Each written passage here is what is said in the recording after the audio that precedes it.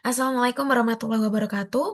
Perkenalkan nama saya Lutfi Asmi Sa'diyah dengan NPM 220820110215. Di sini saya akan mempresentasikan tugas dari mata kuliah audit kelas paralel C dengan dosen pengampu Ibu Siti dan Ibu Afifiana. Nah, jadi terdapat sebuah studi kasus audit sistem informasi pada sebuah perusahaan jasa keuangan yang sudah menggunakan sistem berbasis web. Dan sistem ini meliputi layanan pembukaan rekening, transaksi online, hingga laporan keuangan bulanan.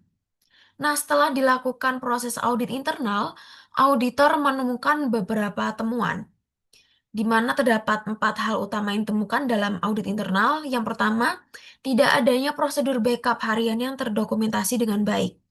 Artinya, perusahaan tidak memiliki panduan formal tentang bagaimana backup dilakukan, kapan waktunya, dan siapa yang bertanggung jawab. Kedua, akses administrator masih menggunakan password default, dan ini sangat berbahaya karena bisa dengan mudah dieksploitasi oleh pihak luar. Kemudian yang ketiga, laporan transaksi nasabah dapat diakses oleh staf yang tidak berhubungan langsung dengan bagian keuangan, sehingga melanggar prinsip otorisasi. Dan yang keempat, perusahaan belum secara menyeluruh melakukan penilaian risiko secara formal sehingga belum memahami ancaman yang mungkin terjadi. Nah, jika dianalisis atau dilakukan sebuah identifikasi risiko, ini merupakan risiko yang dihadapi cukup serius, di mana tidak adanya backup harian dapat mengakibatkan kehilangan data secara permanen. Dan jika terjadi kerusakan sistem yang berujung pada kerugian finansial dan juga downtime operasional. Dan password default membuka celah unauthorized access yang bisa menyebabkan kebocoran data sensitif nasabah. Dan yang akses laporan keuangan oleh staf yang tidak berwenang membuka peluang terjadinya fraud atau manipulasi laporan, sehingga dapat berlanjut ke proses hukum dan juga risiko reputasi. Dan tidak adanya risk assessment menyebabkan perusahaan buta terhadap risiko-risiko lain yang mungkin belum muncul atau risiko yang tidak terdeteksi. Nah, selanjutnya, apabila diklasifikasikan risikonya, password default dan akses laporan oleh staf non keuangan termasuk high risk karena langsung berdampak pada keamanan dan integrasi data, di mana password default admin sangat rentan diretas dan langsung mengancam data nasabah. Dan apabila laporan bisa diakses oleh staf non keuangan merupakan pelanggaran prinsip least privilege dan juga rawan kebocoran. Dan sementara backup tidak terdokumentasi dan ketiadaan risk assessment masuk ke dalam medium risk karena dampaknya lebih ke arah kelemahan prosedural dan bukan ancaman langsung.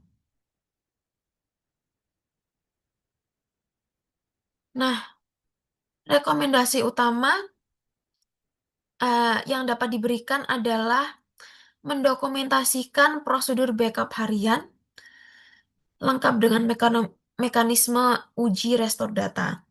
Kemudian mengganti seluruh password default dan menerapkan password policy, termasuk penggunaan multi-factor authentication untuk akses laporan, dan perusahaan perlu menetapkan role-based access control sehingga hanya orang yang relevan yang bisa mengakses data tertentu. Selain itu, perusahaan perlu rutin melakukan risk assessment agar bisa mendeteksi risiko sejak dini. Dan juga perlu untuk melakukan edukasi dan training kepada staf agar mereka sadar akan pentingnya keamanan informasi. Nah, selanjutnya metode penilaian. Ada 2 yang dapat dipakai, yaitu ISO 27005 yang mana lebih fokus pada analisis risiko keamanan informasi, misalnya cara mengidentifikasi ancaman, menganalisis dampak, dan menentukan prioritas mitigasi. Sedangkan COVID-5 berfokus pada tata kelola IT secara keseluruhan, termasuk perencanaan, pengelolaan, dan evaluasi proses TI. Dan dalam kasus ini, keduanya sebaiknya digabungkan atau dikomunikasikan. Dan ISO digunakan dalam penilaian risiko detail, sementara COBIT dipakai sebagai framework tata kelola IT yang menyeluruh.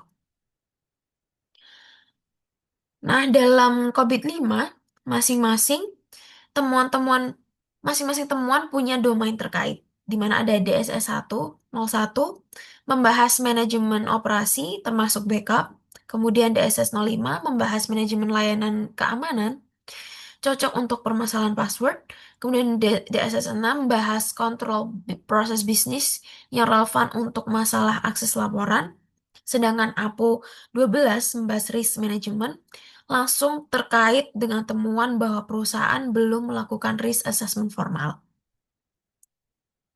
Kemudian saya menggunakan referensi dari dua jurnal oleh Hamid Hamid dan kawan-kawan dengan judul Adopting an ISO IEC 2705 2705 2011 Best Risk Treatment Plan to Prevent Patients from Data Theft. Kemudian juga jurnal dari Dorma dan kawan-kawan dengan judul Audit Sistem Informasi menggunakan Framework COVID-5 Studi Kasus PT Media Cetak.